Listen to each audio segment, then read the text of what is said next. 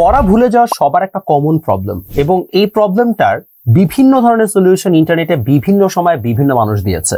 Still তুমি যেটাই follow করো না কেন তুমি স্টিল পড়া ভুলে যাও। পড়া মনে রাখা কি আদৌ কোনো ম্যাজিক্যাল ট্রিক আছে? পড়া মনে রাখার ক্ষেত্রে আমাদের কোন জিনিসটা কাজে লাগাইতে হয়? কিভাবে পড়লে বায়োলজির মতো একটা সাবজেক্ট এখানে একদম মুখস্থবিদ্যার জিনিস এটাকে মুখস্থ করা যেতে পারে? শুধু বায়োলজি না, প্রবাবলি প্রত্যেকটা জায়গায় আসলে মুখস্থ থাকে। ইনফ্যাক্ট ম্যাথেও কিন্তু প্রচুর মুখস্থ। তাহলে মুখস্থ জিনিসগুলো আমি কিভাবে মনে রাখবো আর কিভাবে পড়া ভুলে যাওয়া থেকে আমি বিরত থাকবো সেটা নিয়ে আজকের ভিডিও। এই ভিডিওটা যে কোনো মানুষের জন্য কাজে লাগতে পারে। সেটা একটা ছোট 6-7 এর বাচ্চা হতে পারে, 9-10 এর একটা মানুষ হতে পারে, ইনফ্যাক্ট সেটা ইউনিভার্সিটি পড়ুয়া একজন মানুষ হতে পারে। সবার জন্য ভিডিওটা কাজে লাগবে। সো ভিডিওটা শেষ পর্যন্ত দেখার চেষ্টা করেন এবং আশা করি আপনাদের এই ভিডিওটা দেখার পরে আপনারা পড়া ভুলে যাওয়ার ক্ষেত্রে অ্যাটলিস্ট একটা ভালো সলিউশন পাবেন। Let's get started. এবং আপনারা যারা এখনো চ্যানেলটা সাবস্ক্রাইব করেন নাই তারা অবশ্যই সাবস্ক্রাইব করে রাখেন, বিকজ আমি এখন প্রতিদিনই নতুন একটা করে ভিডিও দিচ্ছি যেটা কিনা আপনাদেরকে পড়াশোনায় আরো বেটার করতে হেল্প করবে।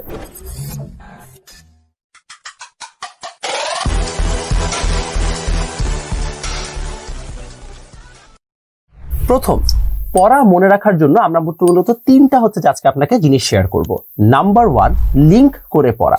আমাদের ব্রেইনের যে নিউরনস গুলো আছে সেগুলো আসলে দিন শেষে পড়াগুলোকে তখনই মনে রাখতে পারে যখন তারা একটা ইনফরমেশনের সাথে আরেকটা ইনফরমেশনকে লিংক আপ করতে পারে। প্রবলেম হচ্ছে ইন মোস্ট কেসেস আমরা যখন মুখস্থ করি তখন আমরা লিংক করে পড়ি না। সবচেয়ে মজার বিষয় হচ্ছে যে আমাদের সমাজে সবচেয়ে প্রচলিত বিষয় হচ্ছে যে বায়োলজি মুখস্থ করতে হয়, ম্যাথ মুখস্থ করতে হয় না। In fact it's quite the opposite. আসলে ম্যাথই বরং মুখস্থ করতে হয়, বায়োলজি তার তুলনায় যথেষ্ট লিংক আপ করে পড়া যায়।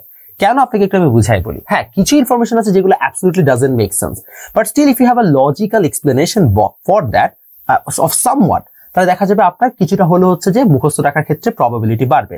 আপনাকে আমি একটা এক্সাম্পল দিয়ে বুঝাই তাহলে আপনারা বেটার বুঝতে পারবেন। আমি যদি আপনাকে টানা 10টা ওয়ার্ড এখন বলে যাই তাহলে আপনি অ্যাট বেস্ট মানে স্ট্যাটিস্টিক্যালি যে প্রুভেন যে আপনি অ্যাট বেস্ট ওই ক্রোনোলজি মেইনটেইন করে, অর্থাৎ স্টেপ বাই স্টেপ একদম ওই ক্রম মেইনটেইন করে আপনি ঊর্ধ্বে গেলে 4 থেকে 5টা শব্দ বলতে পারবেন। মেজরিটি মানুষ 4 থেকে 5টাতেই আটকায় যায়। খুবই কম মানুষ যে হয়তোবা 6টা 7টা বা ইভেন যে 8টাও যে হয়ে থাকে। তাহলে যদি আমাদের এরকম ধরনের যে কেসেস হয় তাহলে এখন আমার আপনাদের কাছে প্রশ্ন হচ্ছে যে তাহলে আমরা এটাকে বাড়াতে পারি কিভাবে? ওয়েল, বাড়ানোর জন্য আমাদের একটা সিস্টেম আছে। আসলে আপনাকে সিস্টেমটা শেয়ার করি। যদি আমরা কখনো আসলে এই মুখস্থ করার জিনিসটাকে একটু যে ইনক্রিজ করতে চাই তাহলে আমাদেরকে লিংক করে পড়তে হয়। যেমন আমি 10টা ওয়ার্ড যদি আপনাকে টানা না বলে রাদার আমি আপনাকে একটা স্টোরির মাধ্যমে বলি তাহলে আপনার কাছে মনে হবে একটা স্টোরিতে একটা লজিক্যাল সেন্স আছে যে হয়তোবা এই শব্দের পর এই শব্দের পর এটা হইলো। তখন আপনার কাছে 10টা শব্দ মনে রাখাটা অনেক ইজিয়ার হবে, বিকজ আপনার ব্রেন মানে বায়োলজিক্যালি আসলে একটা স্টোরি মনে রাখতে, একটা লজিক্যাল সিকোয়েন্স বা লিঙ্ক আপ মনে রাখতে অনেক বেশি স্বাচ্ছন্দ্য বোধ করে। সো আপনি যে কোনো পড়াকে যদি লিঙ্ক আপ করে পড়েন তাহলে আপনার জন্য বেটার। কিন্তু প্রশ্ন হচ্ছে লিঙ্ক আপ শব্দটার অর্থ কি? লিঙ্ক আপ শব্দটার অর্থ হচ্ছে একটা লজিক্যাল সিকোয়েন্স মেইনটেইন করা।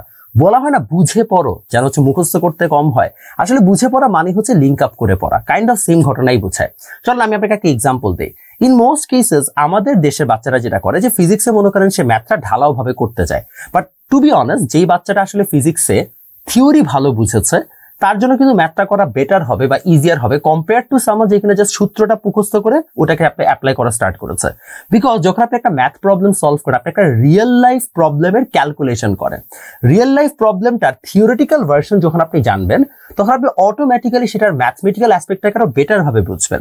সো অলওয়েজ রিমেম্বার, আপনি যত বেশি বুঝে পড়বেন আসলে আপনি ততই বেটার যে পরীক্ষায় ভালো করতে পারবেন, সেটা যে কোনো টাইপের ম্যাথমেটিক্যাল পরীক্ষা হলেও। কারণ আপনার যেটা প্র্যাকটিস আছে সেই প্র্যাকটিসটা তখনই আপনাকে লং টাইম হেল্প করবে আপনার ব্রেইনে সাস্টেইন করতে, যখন আপনি সেটাকে একটা লজিক্যাল স্টোরি বা একটা লজিক্যাল মিনিং রাখতে পারবেন। আপনাকে আমি একটা এক্সাম্পল দিই। ম্যাথে মনে করেন আমি আপনাকে ডিরেক্টলি পড়াই দিলাম যে এই স্টেপের পর এই স্টেপ আসবে। কম্পেয়ার টু দ্যাট আমি আপনাকে দেখাইলাম এখানে দেখো 5টা ম্যাথ আছে, 5টা ম্যাথের এরকম চেহারা এবং এই 5টা ম্যাথে সাধারণত এই রিজনটার কারণে আমরা এখানে একটা কমন নেই বা এখানে আমরা 2 দিয়ে ভাগ করি বা এটা এখানে ইনফিনিটি হয়ে যায়, দেখে আমরা এই কাজটা করি। যখন তুমি কথাটা বলবো তুমি 5টা ম্যাথ একসাথে মুখস্থ করতে পারবা, যেটা কিনা তোমাকে হেল্প আউট করবে। নাম্বার 2, লিঙ্ক আপ করে পড়ার সবচেয়ে বড় বেনিফিট হচ্ছে ডিস্টিংগুইশ করতে পারা। তুমি যখনই লিঙ্ক আপ করে পড়ছো তখন তুমি 2টা ইনফরমেশনের মধ্যে ডিস্টিংগুইশ করতে পারবা। মেডিকেলে যারা অ্যাসপারেন্ট থাকে তাদের মধ্যে টেন্ডেন্সিটা অনেক বেশি যে তারা যা পারে ঢালাওভাবে মুখস্থ করে। ইনফ্যাক্ট অনেকে বলছে যে ভাই মেডিকেলে যে অনুশীলনী কোশ্চেন গুলো আছে যদি আমি সেগুলো ঠাড়া মুখস্থ করে যাই তাহলে আমি মেডিকেলে চান্স পেয়ে যাওয়ার মতো একটা মার্কস তুলতে পারবো। কথা মিথ্যা না। সমস্যা হচ্ছে আপনারা যেটা ভুল করেন সেটা হচ্ছে আপনারা নিজেকে ওভার এস্টিমেট করেন। আপনারা মনে করেন আচ্ছা এতগুলো অনুশীলনী প্রশ্ন কতই হবে, মনে করেন ফিজিক্সে 100 করে যদি থাকে তাহলে 2000, কেমিস্ট্রিতে হয়তো বা এরকম 2000। তো আপনি মনে করেন ফিজিক্স, কেমিস্ট্রি, বায়োলজি টোটাল 3টা ধরলাম, 3টাতে আপনার টোটাল 6000 কোয়েশ্চেন আছে। আপনি বলছেন 6000 কোয়েশ্চেন মুখস্থ করে গেলেই তো হইলো। 6000 কোয়েশ্চেন যে বাচ্চা মুখস্থ করতে পারে ওকে তো এখনই ডক্টর বানায় দেওয়া উচিত। এত সোজা না। ইস্যুটা হচ্ছে যে ওই 6000 কোয়েশ্চেন আপনি লিঙ্ক আপ না করতে পারলে ব্রেইনের মধ্যে ডিস্টিংগুইশ করতে পারবেন না। কোয়েশ্চেন চোখে ভাসবে, অ্যান্সারও চোখে ভাসবে, কিন্তু অ্যান্সারের অপশনটা 1 নাম্বার না 3 নাম্বার এটা যদি একটু চেঞ্জ করে তাহলে আপনি ভুলে যাবেন।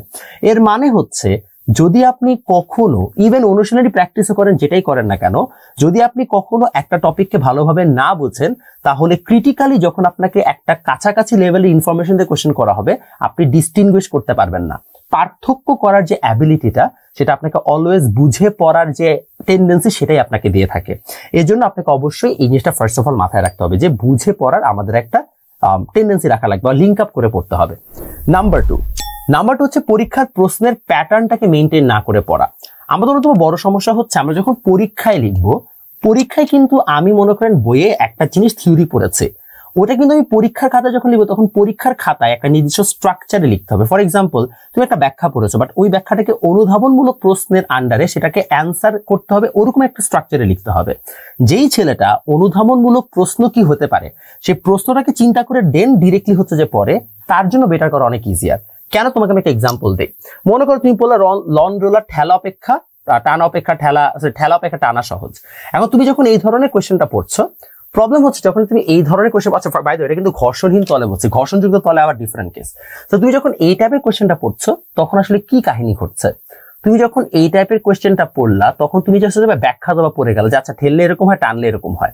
বাট তোমাকে যদি এখন আমি রাদার এটা বলতাম যে তোমার পরীক্ষা এরকম আসবে যে একটা 30 ডিগ্রি অ্যাঙ্গেলে এরকম করে রাখা আছে, একটা লন্ডোলার একজন ঠেলছে আর একজন টানছে, কোন কেসে আসলে জিনিসটা ইজিয়ার হবে, তুমি এক্স্যাক্টলি কোয়েশ্চেনটা কেমন আসবে তুমি সেইটাকে ধরে তারপরে তুমি প্রিপারেশন নিলা। অর্থাৎ পসিবল কিরকম ভাবে কোয়েশ্চেন জিজ্ঞেস করা হইতে পারে সেটা ভেবে প্রিপারেশন নিলা। তাহলে তোমার পরীক্ষার হলে ব্রেন বেটার রেসপন্ড করবে, কারণ তুমি সিমিলার টাইপের কোয়েশ্চেন অলরেডি সলভ করে আসছো। তাহলে কোয়েশ্চেনের প্যাটার্ন অনুযায়ী সলভ করাটা ইম্পর্টেন্ট। ইনফ্যাক্ট যদি ফিজিক্সের কথাই চিন্তা করো, ফিজিক্সের 3 আর 4 মার্কের কোয়েশ্চেন তোমরা হয়তো জাস্ট ম্যাথগুলোকে ঢালাওভাবে সলভ করো। এই সেম ম্যাথগুলো তুমি যদি একটু সৃজনশীল ফরম্যাটে সলভ করো, যে একটা স্টেম আছে, ওই স্টেমের আন্ডারে 3-4 মার্কের কোয়েশ্চেন আছে, তাহলে তোমার জন্য দেখবা সামহাও পরীক্ষার হলে এটা আরো ফ্যামিলিয়ার মনে হবে। ফ্যামিলিয়ার মনে হওয়ার কারণে there is a better possibility তুমি আরো বেটার রেজাল্ট করবা। এর মানে হচ্ছে পরীক্ষার প্রশ্নের প্যাটার্ন অনুযায়ী সলভ করাটা important. Same goes for MCQ. তুমি যখন এমসিকিউ হচ্ছে পরীক্ষা দিতে চাও, এমন তো এমসিকিউ আকাশ থেকে টপকায় পড়ে, রাইট? সেটা তোমার বই থেকেই কোন একটা লাইন উঠাই দিচ্ছে। বাট তুমি যখন এটাকে এমসিকিউ আকারে অলরেডি একবার প্র্যাকটিস করেছো বইয়ের লাইনটাই, তখন দেখবা তুমি পরীক্ষার হলে যে বেটার রেসপন্ড করছো। এর জন্য আমি সবসময় বলি পরীক্ষার প্যাটার্ন অনুযায়ী প্র্যাকটিস করে করে পড়া বা পরীক্ষার প্যাটার্ন মেনটেন করে তুমি যদি প্রিপারেশন নাও তাহলে তোমার ইনফরমেশনটা লং লাস্টিং হবে, তোমার মুখস্থ করাটা কিংবা পরীক্ষার হলে এক্সিকিউট করাটা অনেক ইজিয়ার হবে। সেটা গেল হচ্ছে আমাদের টিপস নাম্বার 2। টিপস নাম্বার 3 হচ্ছে পড়া মুখস্থ করার কিছু ভুল টেকনিক তুমি অ্যাভয়েড করতে পারো। আমাদের বাজারে বেশ কিছু হচ্ছে কমন পড়া মুখস্থ করার টেকনিক আছে। কি কি আমাদের সেই টেকনিকগুলো আছে আমি তোমাকে একটা একটা করে বলি। যেমন ছন্দ দিয়ে মুখস্থ করা। বিশ্বাস করো ছন্দ দিয়ে মুখস্থ করা একটা খুবই বাজে লেভেলের technique. Do not do that.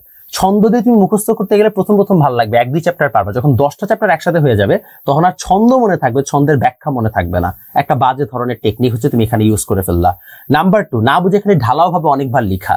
না বুঝে ঢালাও ভাবে অনেকবার লিখলেও আসলে তোমার খুব একটা লাভ নাই। জাস্ট লিখলেই যে তোমার এটা মুখস্থ হয়ে যাবে, ইটস নট এন্টায়ারলি ট্রু। যখন পরীক্ষায় অনেক ইনফরমেশন থাকে তখন এত বেশি হচ্ছে যে লিখেও আসলে ইনফরমেশন গুলোকে তুমি চাইলেও আলাদা করতে পারো না। নাম্বার 3, মুখস্থ বিদ্যা সাবজেক্ট গুলোতে দিন শেষে যে বেশি হচ্ছে যে ঠাড়া মুখস্থ করতে পারে সেই ভালো করে। ফর এক্সাম্পল তুমি হচ্ছে ঠাড়া মুখস্থ করলো জার্মানির বিমান সংস্থার নাম লুফথানসা, বিকজ এটা পরীক্ষায় মেডিকেল একবার আসে। আমি স্টিল জানি না কেন মেডিকেল পরীক্ষায় আমাকে জার্মানির বিমান সংস্থার নাম জিজ্ঞেস করবে, বাট স্টিল দ্যাটস বাংলাদেশ, ওকে যাই হোক। সো এরকম একটা কোনো কোয়েশ্চেন জিজ্ঞেস করা আর আপনি হচ্ছে এরকম ঢালাও ভাবে মুখস্থ করতে থাকলেন। প্রবলেম হচ্ছে যে এইভাবে আপনি ঢালাও ভাবে মুখস্থ করতে থাকলে হ্যাঁ প্রথম আপনি পারবেন, বাট একটা টাইম পরে যে আপনার ডিসিশন হচ্ছে যেটা মাথায় থাকবে না। তো আপনি ইনফরমেশন গুলোকে যখন মুখস্থ করছেন তাকে একটা নির্দিষ্ট স্ট্রাকচারে আনেন, লিস্টিং এ আনেন, একটা ডায়েরি মেইনটেইন করেন যে আচ্ছা ঠিক আছে আমি এই কয়টা বিমান সংস্থার নাম পড়বো, আমি হয়তো এই কয়েকটা হচ্ছে যে সালের নাম মুখস্থ করব, তাহলে আপনার জন্য ইজিয়ার হবে। নাম্বার 4, একটা স্টোরি শুনে তারপরে সেখান থেকে মুখস্থ করা বা ভিজুয়ালাইজ করাটা ইজিয়ার। এখন আপনারা মনে করেন যারা বাংলা পড়তে চাচ্ছেন, বাংলা পড়ার ক্ষেত্রে এত বড় একটা গল্প হয়তো বা মনে নাও থাকতে পারে, বাট ইন্টারনেট আপনি সার্চ দিলে দেখবেন অনেকে এটাকে নাটকটাকে হয়তো বা প্লে করে দেখাচ্ছে, কেউ হয়তো একটা অডিও বুক বানিয়েছে ওটা নিয়ে। আপনি এইভাবে আপনার নিজের শুধুমাত্র লেখা পড়ার যে হচ্ছে যে মানে ইয়াগুলো আছে, ইন্দ্রিয়গুলো আছে, সেটার বাদেও ভিজুয়াল এইড এবং অডিও এইড নেওয়ার মাধ্যমেও আপনি বেটার ওয়েতে জিনিসটাকে মুখস্থ করার একটা পসিবিলিটি থাকে। সো বারবার বলছি, লিঙ্ক করে পড়েন এবং সেটা নিয়ে চিন্তা করেন, এবং যত ধরনের হচ্ছে যে মেমোরি টেকনিক্স গুলো আপনারা বাজারে দেখতে পান, এরকম ভুলভাল টেকনিক্স গুলোকে অ্যাপ্লাই করেন না, বরং যে টেকনিক গুলো অথেন্টিক এবং অ্যাকচুয়ালি যেটাতে সময় লাগে সেটা নিয়ে কাজ করে।